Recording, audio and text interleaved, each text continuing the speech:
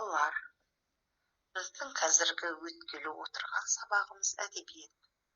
Бұл кітап әдебиеттік оқу деп аталады. Әдебиет деген сөзді бұрын естіп пе едің? Әдебиет сөзінің мағынасы көркем сөз дегенді білдіреді. Мұндай көркем сөздерді оқу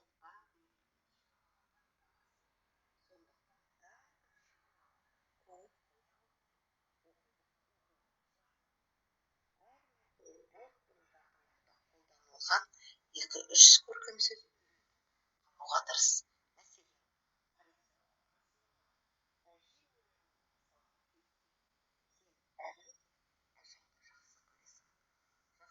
Мәселендігіңді ақын айтқандай, әжетайым менің деген сөздермен айтып білдірсең, қандай әсерлі болар еді.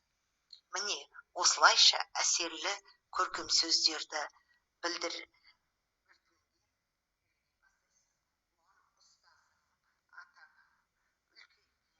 Және әдебиеттік оқу кітабы, хрестоматия, электронды оқу құралдары көмек береді.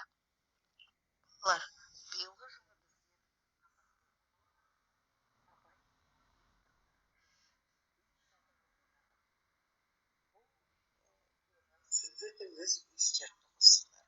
Абай атаның өлеңдерін жатқа айтыңдар, қара сөздер оқыдыңдар.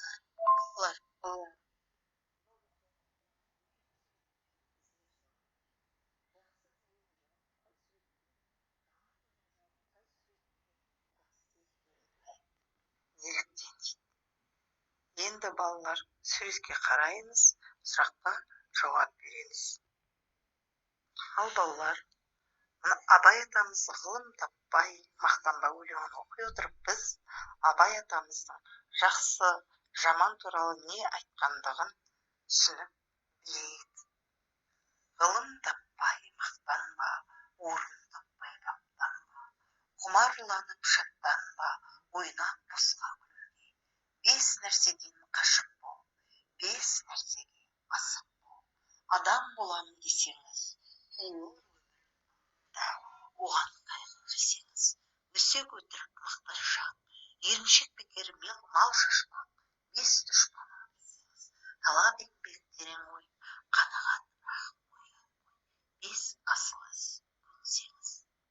Жаттап аламыз. Сыбаға сүйеніп,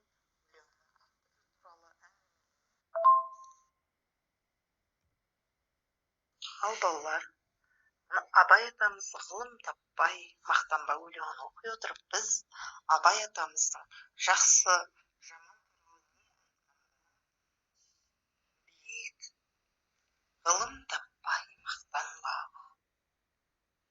Абай атаның сөзінен қандай сабақ алды? Өз бойыңда қандай жақсы, жаман мінез белгілері бар деп ойлайсың? Кестеге түсіріп көр. Абай ата қандай жақсы қасиет пен жаман әдетті айтты? Дәптеріңе теріп жаз.